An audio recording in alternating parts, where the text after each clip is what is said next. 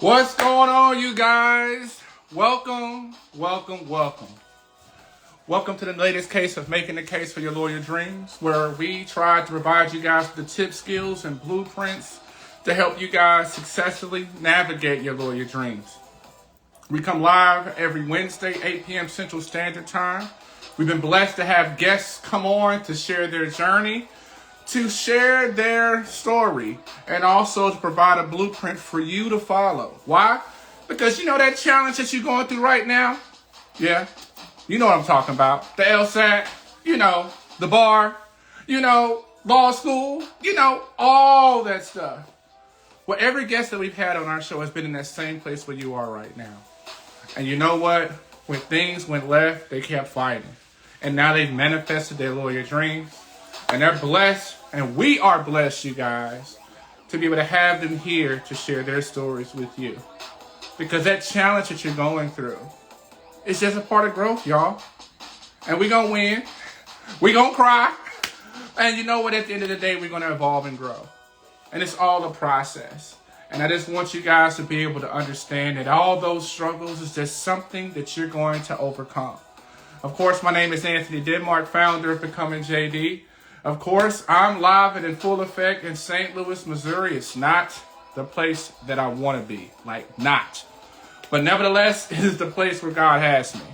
Go ahead and fill my chat box up and let me know where it is that you're viewing our show from, because this show is for you. One of the promises I always make to you guys every Wednesday is I want you guys to fill our chat box with questions. I want you guys to make sure that you're coming away fed with a clear message in regards to what you're going to do next in your journey. All right? So, I'm really excited about the guest that we have coming on.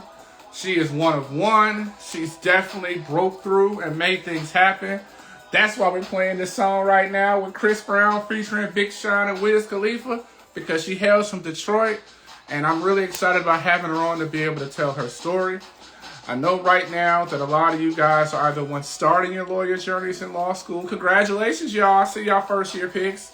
A lot of you guys are actually starting the process of studying for the LSAT. You got this. I want you guys, what's going on, Bree? What's going on, Miss St. Rose? What's going on, Miss Sabas? What's going on, Sweet Jones? What's going on, Arturo? Hey, man, I'm saying hi to everybody out there. Thank you guys for joining us. But we want to make sure that you guys come up with a clear message of what you're going to do next.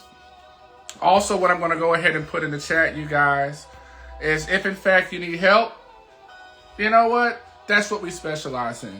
It's helping you guys get into law school, helping you guys go from dismissed to accepted, helping you guys take the next step in your journey. So feel free to book. And also, because we want to make sure that you're locked in. What's going on, Bree? And so, nevertheless, let's go ahead and get us started. We'll go ahead and send out a message to our guest. And again, I want to make sure that you guys are ready. So I'm going to go, hold on, cancel that one. I send it to Miss Urenia. What's going on, Vic the Great? What's going on? What's going on, Victoria? And so, hello. How we doing, sis? I'm good. How you doing? You know what, man? I am blessed. It's been a Good, beautiful good. week. And I'm really excited to be able to have you on. I loved reading about you, and I'm looking forward to an opportunity to be able to give you the platform to share your story, because I think a lot of times people think, oh man, sis got a nonprofit, sis got a boutique, sis got she got the shingle rolling. She don't know nothing about hard. She don't know what it's about. And I think, honestly, for a lot of us, we really create barriers because we think what we're going through is a reason why we can't be a lawyer, when I really think it's because of what we've overcome is why we should. So go ahead and give you the floor. Let us know who you are, what city you holding it down from, and let's roll. Well, that's so true. First of all, I want to thank you for this opportunity and just say that you're doing such an amazing job in getting the word out there about law school and about post law school and the journey. So I just appreciate this opportunity to share some things because, like you said, was not an easy journey. And I'm hoping that someone can learn from my experiences and learn from the things that I experienced with coming up and becoming an attorney that I am right now. So I hail from Detroit, Michigan. Motown. I'm so excited, about that. So I grew up on the east side of Detroit. Family of auto workers. My parents were auto workers. So, nobody in my family was a lawyer. Nobody was, connected to the law in any way. So I grew up on the east side of Detroit and went to school, and came up in grade school. I really kind of in sixth grade, I was introduced to some information about the law and what lawyers do, but I didn't really kind of understand what it was and what they did. But I just knew that it was just something that I wanted to do because I have three older brothers and I'm the youngest. But I was always the mouthpiece. Whenever they wanted something to happen, they would say, "Okay, Rita, go in there and tell mom and dad we want to do this." So I was the mouthpiece. So I was like, okay, maybe I need to use this as for my advantage because I become the mouthpiece of the family. And so even now, my mother still, whenever there is an issue that people have, she's like, "We will call my daughter because she's the lawyer. I don't know nothing about that. You got to call Rita." She calls me Rita. You got to call Rita because I don't know anything about that. So I'm still that mouthpiece. I'm still that person. But like I said, growing up, that was just kind of my inspiration because I ended up being the mouthpiece for my family. Went to high school and just kind of still was just trying to be that advocate when I saw things that were happening in the neighborhood or just within the family. I was always the spokesperson that people were just like, okay, Rena, you say something. you know so that kind of prompted me into this arena. And then when I went to college, I went to Eastern Michigan University. And now that school is based on a lot of teachers, so it wasn't really a lot of information about the law or even what to do when it came to that, because I know a lot of people were I was in the pre-law program, but it wasn't a pre-law school though, right? Yeah. So Yeah. a lot of things I had to kind of get on my own. And just as growing up. So I ended up going to Eastern Michigan University. I wanted to go to Michigan State University, which was a bigger university, right? But when I was 16, my dad passed away. Oh no. So at that time, we had to totally pivot. So the things from a financial standpoint in our household, we were from a two family household to one income, right? So, and I had two older brothers in college, and Michigan State was a very expensive university. Mm. So, Yeah. and I did not have, as opposed to Eastern. Eastern was a lot more economical for my family. So that was one pivot that I really had to do early on, even though because Michigan State had a more of a pre-law program. It was called like the James Madison program back then, Yeah. right? So I've I heard was of that. really excited about going there, but financially, my mother had to have a conversation with me and just say that, unfortunately, because I didn't get enough scholarship money, I wasn't able to go to the school that I really wanted to go to, that I thought that would put me at the advantage, in undergrad. So that was initially, kind of devastating. First of all, losing my father, then trying to figure out from there, fulfilling my dreams, but now having to do it in a school that I wasn't anticipating having to go to, right? So that was a one kind of roadblock in my journey that I had to experience. But definitely, I still tried to make the best of it at Eastern Michigan University. I made a lot of good contacts, met a lot of good people, and they were really helpful in my journey of initially applying for law school. Now, my GPA was pretty good, but I was not at that time not a good test taker. So All I right. So did hold not. on. I want everybody out here to listen up. All right. Sis has running her own law firm. A lot of people are fitting this profile where Mhm. their LSAT score is not a representation of who they are. They Right. kill their GPA. So I Hmm. want you guys to lock in and listen to what she did to get where she is now. Please lock in. Just don't listen. Y'all better be taking notes. I'm sorry to say Right. real quick. Right. And so, I was not a good test taker. So, what I had to do and what I figured out was that I had to figure out, because test taking is a strategy more than it is memorization. Yeah. right? So I had to really understand that I had to figure out this strategy of test taking. I had to figure out how to eliminate the wrong answers to get to the right answer, right? And so that came for me by taking multiple classes. Even when I experienced times where I didn't do well, it was just taking those things over and over again till I got to the point where I figured out the strategy on how to eliminate the wrong answers and get to the right answer. So, one major roadblock for me was like not knowing initially how to take these tests correctly Facts. within a Facts. time period that's situated. But I had to understand that because this was a barrier, I know that it was going to take me more time. I knew that I had to take my time. I knew that I had to research any time that it was about test taking and it was seminars about test taking or anything connected to that. I was there because I knew that that was a barrier for me.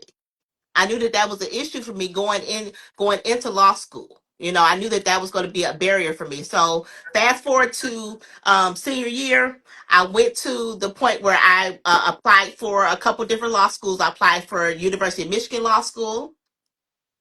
I applied for University of Detroit Mercy Law School, and I also applied for University of Toledo Law School, right? So my top choice for you was University of Michigan. I knew Right. that I was going to be a Wolverine. I was just like, I went from Eastern Michigan. I couldn't go to Michigan State. I said, okay, let me go ahead and do and become a Wolverine. Right at that time, but during that time, I kept getting information. Cooley kept sending me information. Thomas Cooley just kept sending me information. I was just like, I'm not even apply for Coolies. Why are they sending me this information? It was just like, we have non-traditional paths. We can help you, things like that. And I was just like, I don't think that I'm going to do Thomas Cooley Law School. That was where I was at, right? And so I took the LSAT. I did okay on the LSAT, but it wasn't the top tier. It wasn't top tier. GPA was still good, but at the time, I graduated from high school in 1995.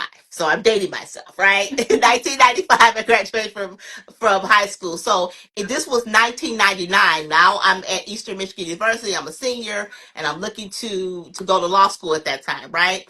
I just knew that fall of 1999, I was going to be in law school Right. at University of Michigan. That was my plan. That was, if you asked Urenia in 1998 what she was going to do in 1999, I was going to be at the University of Michigan Law School in 1999, starting and becoming a lawyer through University of Michigan.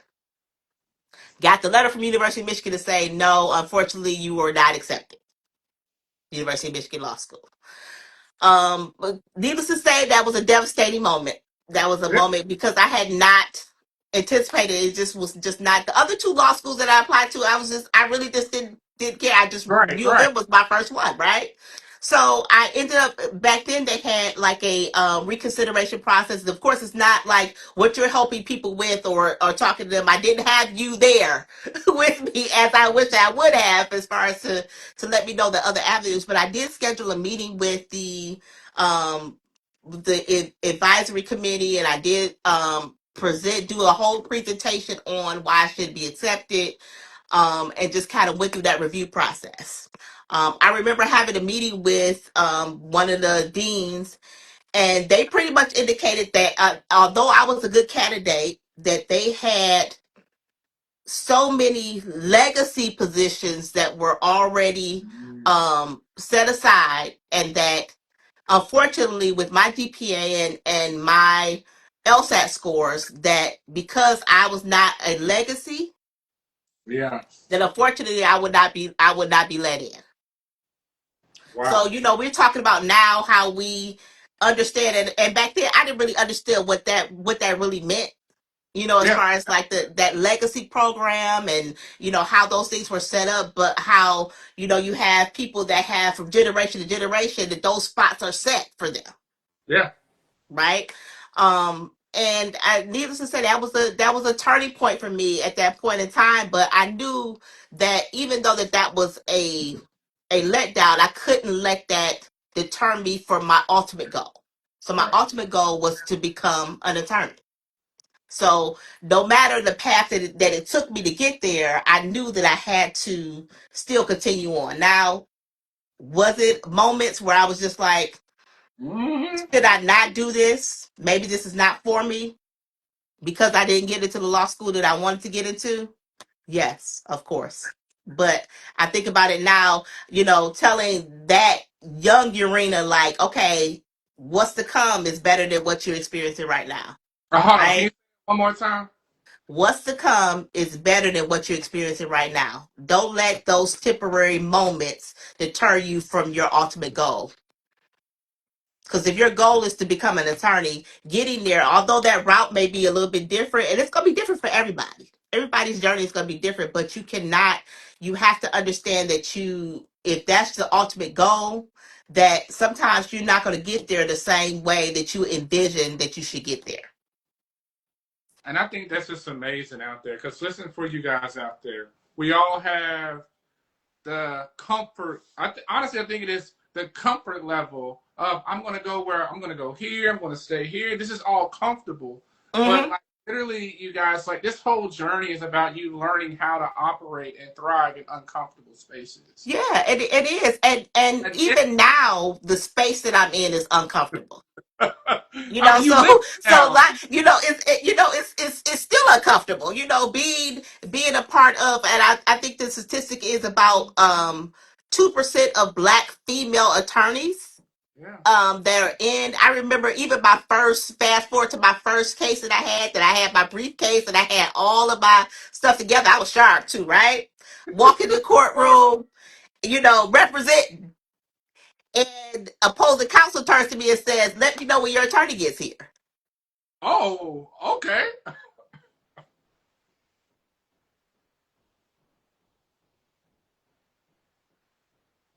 I think we, I think we lost you. Hold on. Let me make sure it's not my Bluetooth. Oh, let's make sure. Hold up. I'm sorry. Okay, I'm back. Hold on, because I think it might be him. We back. Oh, Okay. I was saying that I walked into the courtroom and opposing counsel just automatically assumed that I was the client. He couldn't even fathom that I was the attorney. Now, mind you, Wow. I was dressed. I wasn't dressed like I was going to the park. I was dressed for court. I had on my power suit. I had on And, my heels. I had my briefcase. All of those things that I thought that had me prepared for to argue. And then the first thing but that was initially just really, I just couldn't even understand why that was the initial response. But that's how I had to learn. That's how a lot of times they view us. yeah, and I just want to say to everybody out there, listen, I know that we have our law school list. Attorney Arena just literally just talked about she had a three: Michigan, Toledo, Detroit. When that didn't work, she pivoted. She didn't quit. She pivoted, you guys. There are 197 law schools out there, you guys. Wow. If it doesn't work here or here, please look other places. Because when you had that dream of becoming a lawyer, I don't know about y'all, I didn't have it attached to a school. It's Mm-mm. just about a place where you're able to go where you feel comfortable to do your best. So when you guys, of course, have your list, but Mm-hmm. also open into pivoting because I feel like this lawyer journey is all about you learning how to pivot. Like sister said, hey man, I'm swimming in uncomfortable like all the time All the now. time, all the time. So as a lawyer, you got to be prepared to swim in the uncomfortable. That's a part. That's the nature of it. That's the nature of it. It's all the time that assuming that you're doing a good job for your client, and that's really what law school is preparing you for. And you have to understand that law school is preparing you for when you have clients come in front of you on how to interpret it or whether they have a case or not. And that's really what law school is, a totally different type of thinking. And I tell people all the time, because after law school, one of the things that I enjoyed doing was I got hired to actually teach introduction to law out of law school, which was so great because it was my another way of me giving back and just encouraging students on how to start thinking, especially that first year. Because even after that LSAT, that first year, you have to adjust your thinking because it's not like undergrad. It's All that not about talk about memorization, it's about application. So you can know everything there is to know about the law, but if you don't know when to apply it, you have failed And in so law one of the school. questions I love asking people, I Hmm. always ask, I'm take it back to Love Jones. All right, no brown sugar, no brown Okay, sugar. okay, okay. Yeah. I always ask people, so when did you fall in love with law? Because this law thing, it can't be about life because it takes you to places, it takes sacrifice. There's good days, but it's a lot of tough days. But you keep on going because you love this. So I want to know, when did you fall in love with law? I believe I fell in love with law um my first year out of law school, first year in practice, when I experienced the application, it really working for my clients. When I really saw that what I was doing was making a difference in people's lives. Where when I first started out, I worked for UAW Legal Services, and I kind of got my feet wet with a lot of different people Yeah. and a lot of different individuals that needed assistance, but a lot of times they didn't know what type of assistance they needed. But to really get to a client to the point where the light bulb comes on and really helping them in a situation where otherwise it would have been detrimental for them, or they would have been going in the wrong path, then it did for me. It was okay, all this time was kind of worth it to get to this point where I'm actually helping people. And that's where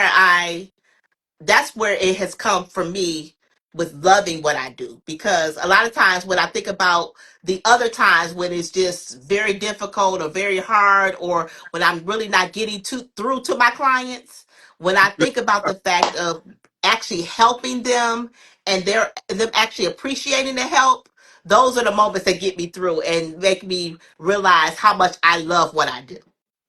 And again, for you guys who just joined us, we're live in full effect with attorney Urenia Rich Jackson, Detroit. Johnson. Mhm. Hold it down.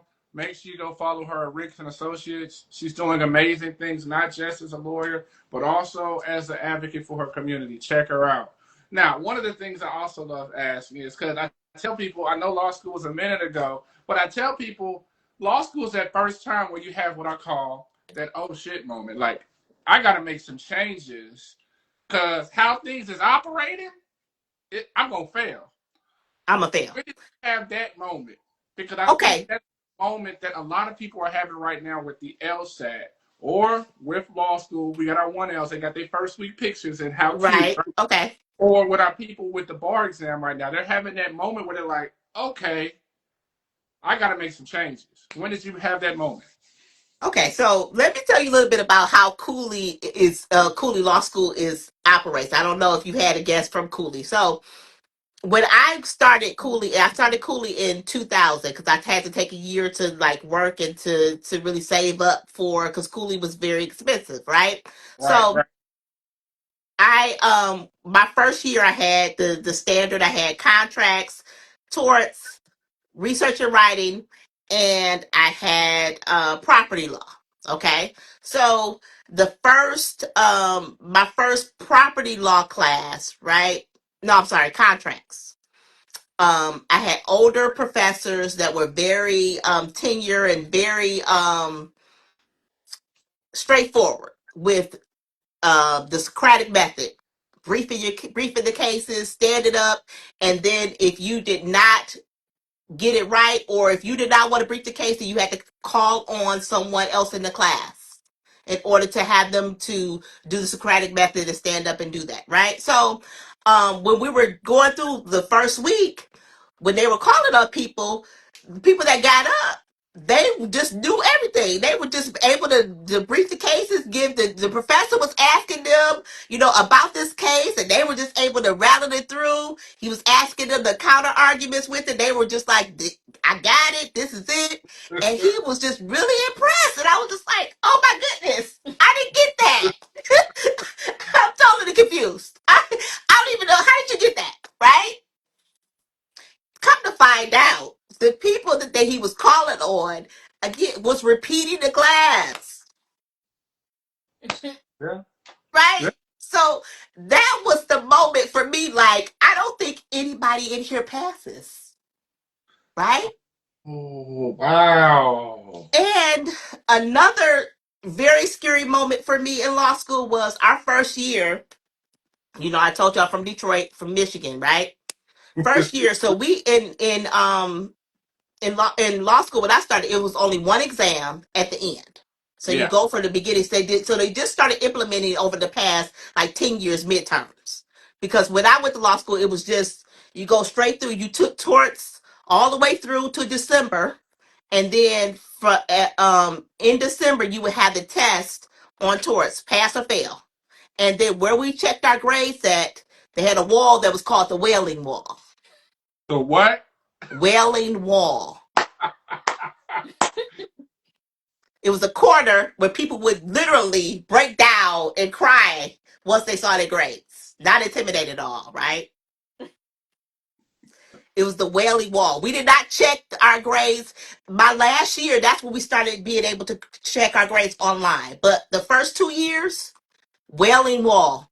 You had to go over in the corner and check your grades, right? And so that first year, the day of our exam was one of the biggest snowstorms of 2020. I'm sorry, 2000. One of the biggest snowstorms. So they gave us an announcement. They called us and basically said that you have 2 hours to get here. If you don't get there for the exam, then you would have to, no, you can, if you miss the exam, that's fine. But when you take torts 2, you would have to take the torts 1 and torts 2 exam in Nah. April. Nah. Nah. You have people with sleds walking. Oh my goodness. Public transportation was shut down and they How still. about it? How about it? You got 2 hours to get there, right? So you had people that were taking that first year that if they missed that exam, they were taking the counterpart. They was taking 2 exams for each class. So talk about a very deterrent thing. I had to really realize if this is something that I wanted to do. Because it Gotta make it. literally did take me. I got there by like 10:45 because it literally took me. I'm normally 15 minutes away from the school. My apartment was 15 minutes away from the school. That's how long it took me based on this snowstorm. And then so you had to get your mind right with this snowstorm, get yourself together in order to take this exam that was either pass or fail. How many people didn't show up? How many people came late and were turned It away? was it was a lot of people. It was a lot of people. So the percentage of people that came, it was probably like maybe 30% of the people that were in the class that came. 30. The Wow. probably like 20% more came late, and then the other 50, it was like 50% of the people that were just like, they didn't think that Cooley was serious about the fact that, that you had to do this. But yeah, that was the real thing. And I was just having lunch probably about a couple months ago with my one of my friends that I went to law school with, and we were just saying how the professors are just really like with these movements now, that how you have like the a lot of the Me Too movement, you have a lot of the things where people can't say, so the cancel culture. But Yeah. in law school, at Cooley Law School, it was no holds barred. The professors said whatever they wanted to say. Yeah. Yeah. But I tell I, you, it was no holds barred. I remember one professor told one of the young ladies, he was just like, he told her to brief a case and she didn't have it in her book. And he was just like, okay, brief this case. And she was just like, I don't have that one. He was like, where did you get your book at, Kmart? He was like, what are you doing? What are you doing? He was just like, you trying to be a lawyer with you? We don't get our books from Kmart. I mean, he literally like embarrassed her the whole. I guess she had another version of the book, but he was like, "You don't come up in here like that. You don't. You. I mean, you literally have to make sure that you were prepared." So, but one of the things that helped me was, and we are still close today. We developed a study group. It's called the Family. That's what we called ourselves. So it was, and we're all from like different states. It's from New York, from because Cooley had a lot of students that weren't necessarily from Michigan. So from Florida, from Baltimore, and we all made it a point to help each other to study and to teach each other in the areas where we were all weekends. So, that was truly a blessing for me to be able to be connected with individuals where we were all concerned about each other succeeding, and all of us graduated. So that was a blessing as well. It was about 9 of us. And I just want to say for you guys out there, I know for so many of us, when you start this journey, you start thinking that I got this. Hmm. So many people, they've never had to ask for help in high school, barely asked for help in college, and so it creates this expectation that you're going to do this on your own. But I hope you guys get from her story understanding the value of asking for help, the It value of her is. understanding that if you are going to become the lawyer of your own dreams, it's not going to happen without getting assistance from other people. So please do not be scared. Please understand that a lot of people are in the same situation that you're in, but the only thing that separates people a lot of times is those who are willing to ask for help, as opposed to people who think that their pride or their ego or their fear limit them from being able to take that next step in the journey. Now, one other question I love always asking you guys is because I want people to be able to be in your shoes slash heels. I want you to tell me about that experience when you found out that you passed the bar.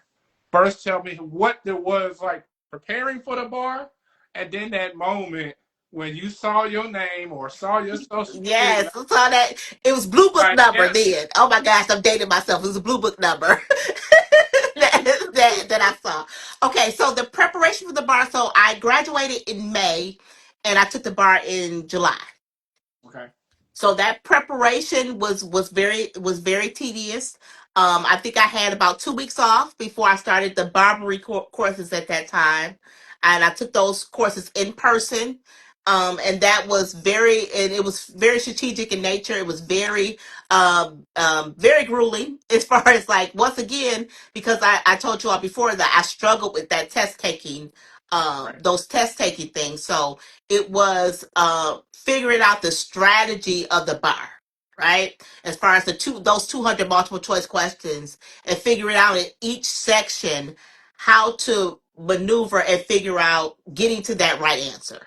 And first of all, by strategically eliminating the wrong answers, right? That's the strategy that I had to try to figure out. Like I know I could cross these two out right away, and then try to figure out lessen it down to those two, the last two that it could be. So I really had to understand that it wasn't so much as far as all the law that I knew because I had accumulated learning all the law while I right. was in law school, but it was like strategically for this exam, getting my mind prepared to apply what I've learned for this test, and then understanding that I had to be strategic about what I was studying, when I was studying, understanding that I needed to take breaks, I needed to take time for when I was avid with learning, and then at that point in time, give it my all, and then after that point, to just let it go, do something else, and then come back to it. Yeah, I had to yeah. figure out that strategy, right? So from that point on, like I said, I took the course. I took as many multiple choice. I did so many multiple choice questions during that time. It was just ridiculous. I did so many. Anytime it was like, okay, go over this multiple choice and just figure out what you did wrong. If you got it wrong, go back over it again and Oh figure no, out why you got it wrong. that's what happens. Because I'll be honest, is back in the day when I saw wrong answers, it was like someone cursed my mama. I did not want to look at it anymore. I It's like, did. But I want you to say that part again because I think a lot of people don't understand. That's what's hindering their growth. LSAT, bar, finals. if you do not know or don't focus on the things that you don't know, you're going to repeat that step again and again and again. So I'm sorry, I Yeah. just love No, every. that's okay. No, I understanding why you got it wrong. Because if you don't understand why you got it wrong, then you get it wrong again. And that's what you have to understand. And I agree with you. I didn't understand until I was going through law school as far as going back over those problems that I got wrong. I didn't understand that in undergrad. I didn't really understand that. It wasn't until I got to law school that I really understood that there's a method to this. It's not just that these people that have passed this test are not smarter than you necessarily. They just Uh, figured out the method. come on, say that one more time out there The loud. people that have passed these tests are not necessarily smarter than you. They've just figured out the method. And you have to figure out a method because these tests have methods to them. And once you figure out the method, you master that method, then you can pass any test that they put in front of you. You can pass any test they put in front of you, but it's just that method to it. And then a lot of times I think that we get so frustrated that we don't really figure out that there's a method to it. Because like you said, when we see that it becomes like a mindset that I'm really not getting this. I'm not understanding this, and this is just must not be for me. I'm just Right, not a good. Like I said, I started off with I'm not a good test taker. That's what I thought. right, right. Yeah, that's what we all say. Right, right. That's what I thought, but I understood that I have to figure out this method. Just when I like with anything else, I learned my ABCs based on the method. I learned how to count based on the method. The things that we learned even in elementary school was based on methods. Yeah. And we have to apply those principles, later on. And we can't forget those things. So fast forward, I felt really confident with the method. Of course, that day was still grueling. That bar exam is not for the faint of heart, right? It's a lot to it. That whole day, that whole weekend, psychologically just getting yourself together just to Sis, I take an exam like that. out the bar is that lunch break, that break in the middle.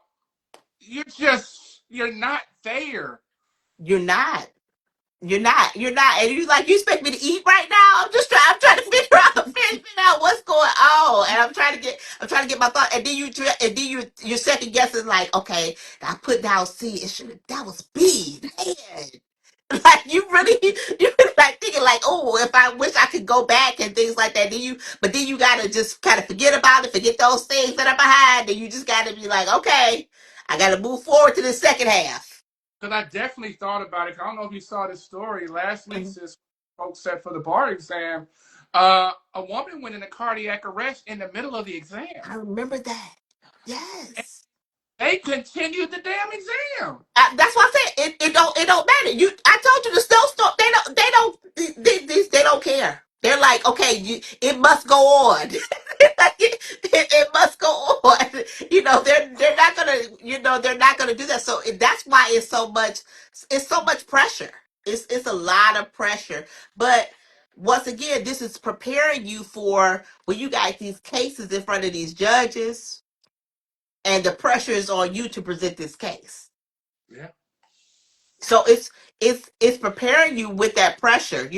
It's that same type of pressure where you got to figure out: am I arguing this correctly for my clients? Am I really advocating for them properly? Am I doing the things I need to do in order to make sure that the judge knows exactly what needs to happen, and how the judge needs to rule in my favor? Have I advocated enough?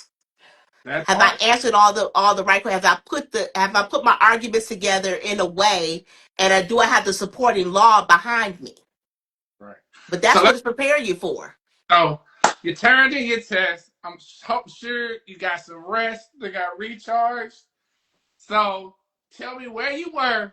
What was happening when you find out results are in? What's the scene like? Okay, so I got an email, Oh boy. and I got an email that the results were in, right, and then that was when, like I said, when they put it out, it was based on your number. So I called my cousin, and we had just went to, now mind you, I took it in July. I didn't know it till November. Right. that first week in November. That's when I found out, right? So I had so I could check it on my own. So I had called her and I had her to pull it up and I said I gave her my number and I started saying the number to her, right? Because if the number was on there, then that means you passed. Right, so I started saying the number, and then when I started saying it, and then I got to the end, she started screaming. I knew I passed, so and then we both started screaming. I was like, "Yeah!" Oh, it was a wonderful. When I tell you, I just could not. All I could do was say, "Thank you, Jesus." And it was just to be able to have that experience on the first time with taking it. It was just such a blessing. All I could say was, "Thank you, Jesus," and really thank God for being able to do that on the first try. And It was it was an amazing moment. for you guys out there, I want you see that excitement, you see that joy. It was like it happened yesterday. That's something Hmm. you were going to get an opportunity to experience too. That's it. It's going to That's be it. hard. Yep. Are you going Hmm. to try? Oh, yeah. Are you Yes, going to go through a lot of growth and processes? Yes, but the results are priceless.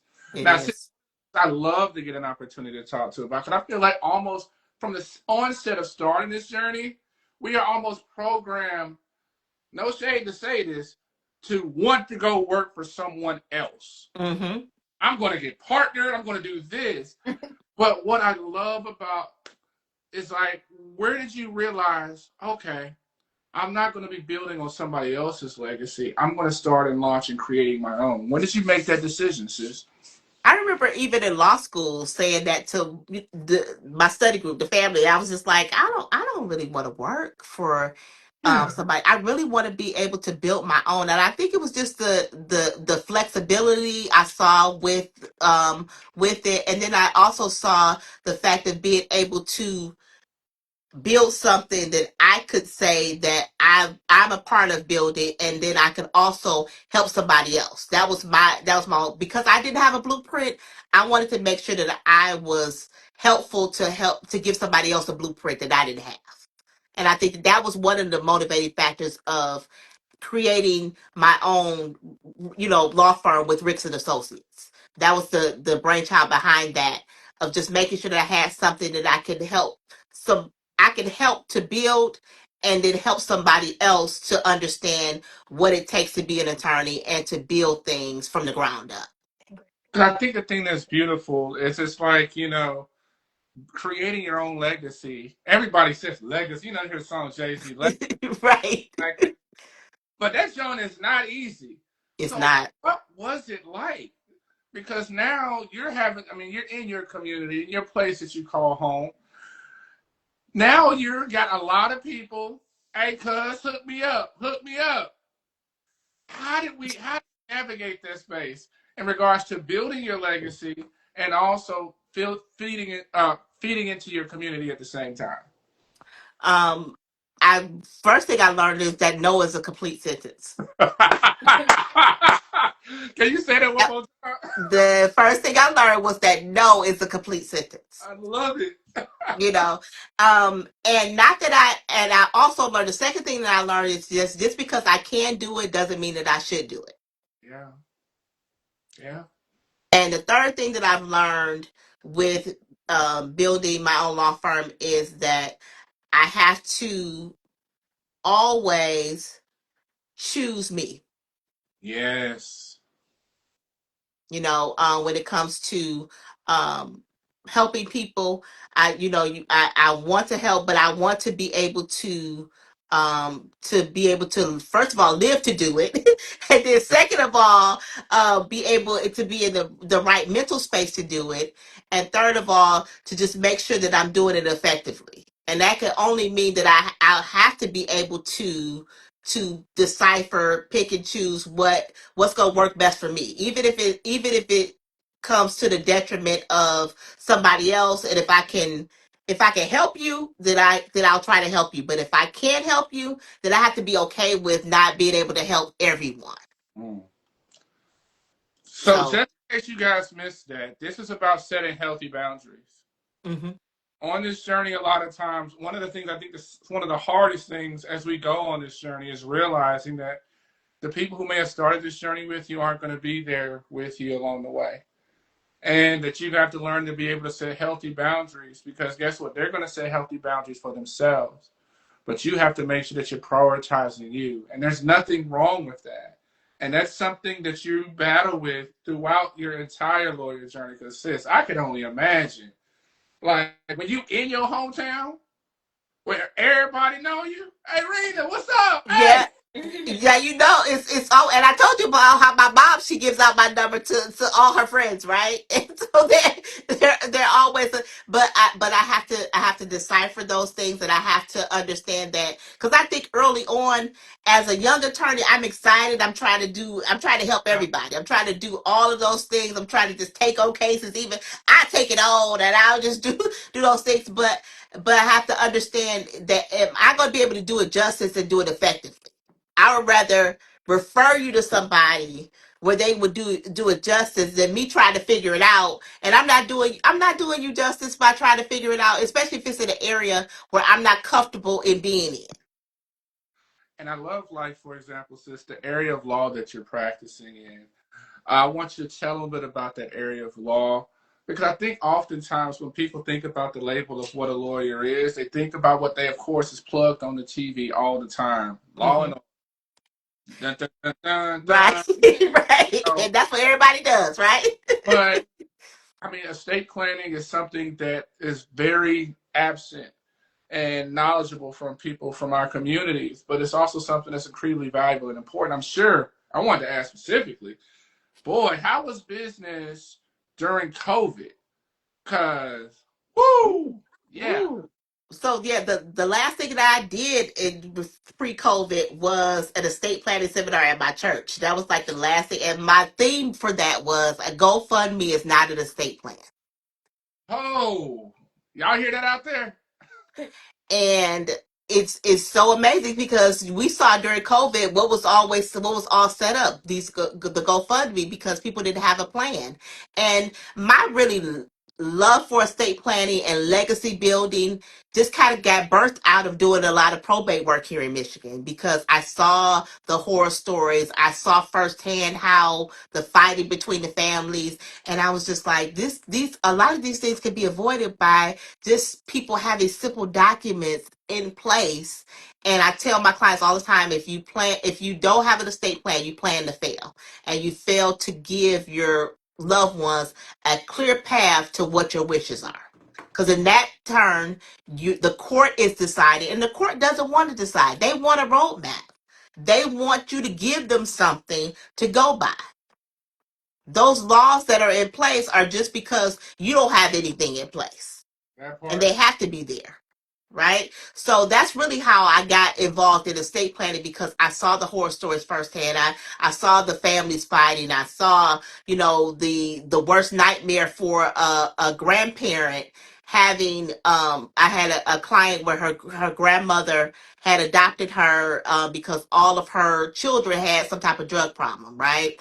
And so the grandmother had did everything except for she had this one account that she did not list her granddaughter on. Everything else she gave to her, but it had about $30,000 in it with the court. And the judge was just like, Attorney Rich Johnson, where's the writing? Where's the will to tell me What to what they do? wanted? And I couldn't give her anything because the grandmother didn't have a will. But this was so heartbreaking because her uncle ended up receiving the funds, and this is not what the grandmother wanted. But even more devastating is that 30 days later he was dead because he had overdosed. He had took all the money Oh my and used goodness. it on drugs and overdosed, right? So this was like the grandmother's worst nightmare happening because she didn't have a will, because in Michigan and in most states the children are the heirs Right. without any documentation, not the grandchildren.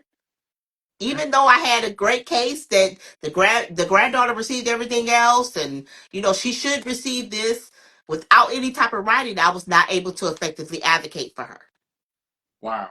And that was really devastating. So that has just been kind of motivating, and that kind of motivated the opening up of the nonprofit to provide the community legal services that I provide through that, and the financial literacy, which is, a part of the estate planning and just the financial budgeting, and just the things that I just kind of did not get growing up or wasn't able to take advantage of. I just see that a lot of times we don't get those things because of our current environment, or just because we just don't know. So I've just been determined to provide that through the nonprofit. And that's been a great avenue for me to be able to do and be able to give back to that nonprofit organization, Corporate Development Institute. I love it. I love it. Now, sis, one thing I always want to ask you about too is this. Like, on this journey, it's a lot of lows. It's a lot of people that may be viewing this live or rewatching it on our YouTube channel that may be going through some trying times. I know we ain't at church, but we may be taking them to church right now Right. because We're going to take them. Right.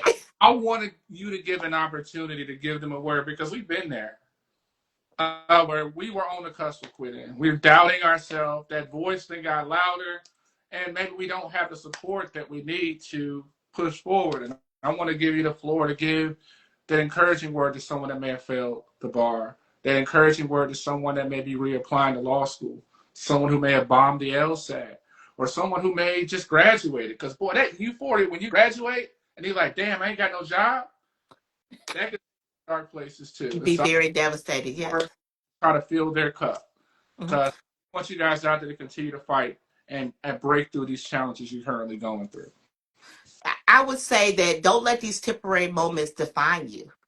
There's always going to be moments in time, but we have to make sure that we learn from even every moment that we experience is a teachable moment. When I did not get into University of Michigan law school, that was a teachable moment for me. So I could not let that deter me from the vision that God had given me. So God had given me a vision of becoming an attorney, because there was no there, and I knew that God had given me that vision because I had no blueprint of what that was, or how to become that attorney. I had no, my mom didn't know what to give me. My siblings, nobody knew what to give me in order to be able to fulfill those dreams. So I really had to pray and seek God in order to find those things out. But one thing I do understand is that God is a rewarder of them that diligently seek Him, which means that if we seek Him, we will find what we're seeking through Him. Right. So when we do that and we understand that if He's given us a vision, and I know that one thing that I do know is that He does keep His promises, right? So He does. So if that's something that was promised to you and something that He showed you, He doesn't play mind games with us. He doesn't show us something that cannot be obtained. He doesn't do that. He's not that type of guy. So if He showed us to us, that means that it's something that we can obtain and we can do, and we have to look to Him for those strategies, because you know what? He has all the answers. People say, like, why you question God? Because He has the answers, right? So if we don't understand where we are right now or why these moments are happening to us, we have to seek Him in order to find out what's next. And our prayer needs to be, what's next? If you have experienced those moments of, you know, of doubt, of those moments of insecurities, those moments of being down, we have to look up to Him, because we know that He can lead, guide, and direct us in everything that we need to do. So just be reminded of those moments. Ask God for that teachable moment, for what do I need to learn from this? If it is a moment where I didn't get what I thought I was going to get, or I'm not where I need to be, I feel like I need to be. Why am I experiencing this? And like I said, He has all the answers. And just understand that these moments are temporary, and there Mm. are seasons come, seasons go, but we have to understand that the consistent thing is God is always consistent with us, and He's that consistent force in our life with every stage of our lives. So just understand that this moment, although it's temporary, don't let it be the moment where it defines you, because there is another day after this. Mm. So, in case you didn't get your word in Bible study, you just, I think the beautiful thing, just to add on to that, is it's like when we come across a challenge, you guys, the challenge is because it's something that we need to add to our toolbox. That's right. It's an alert telling us that, hey, later down the road, you're going to be helping a client And you're not going to be able to be the best lawyer you could be unless you make these changes, how you process things and Right. how you retain things. Hmm. Then they say, okay, it's a lesson. Now, of course, that lesson hurts. Oh boy, it Oh hurts. yeah. Oh Having yeah. other feet to take the LSAT again, I wish it was free, but it ain't. We ain't gonna go there. Right. More money. Or and then know that all that discomfort that comes with it, I know it hurts. But if we're going to do that, make sure that we're doing it and we're learning the lessons from when we had to stop and retry again. You guys are going to be lawyers because you've got this far. I know That's it. oftentimes we get so caught up. Is this agree with me? You see how far you done came? That's it. I mean, I know you're not where you want to be yet, but bruh, where your friends at? That's And right. not to That's say right. stay to the friends, but you are moving forward. You may not be moving at the pace that you want to go in, but you're moving forward. And sis, I wanted to thank you so much for Thank you. the guest. For you guys out there, I want you guys to make sure you go and follow her at Ricks and Associates. She has an amazing platform, and you saw her heart, amazing heart. We Mm. want to see you win. We That's right. want you to win. We know, I mean, everybody know what's going on right now in the current landscape. There's a lot of fear out there. People think that they can't get into law school. People thinking how I'm going to pay for law school because of the big, beautiful bill. Or they think that because DEI is under attack or no affirmative action, that Right. you have a whole community of people who are praying and rooting for you. That's right. Attorney Urena is one of those. So That's please right. do We in not this together. Right. not Right. make to do this alone because we're here for you. I want to thank you for joining us, sis. And for you guys out there, continue to fight for your lawyer dreams. We'll see you same time next week, 8 p.m. Central Standard Time. Thank you so much, Attorney Urena. Thank you. I appreciate this time.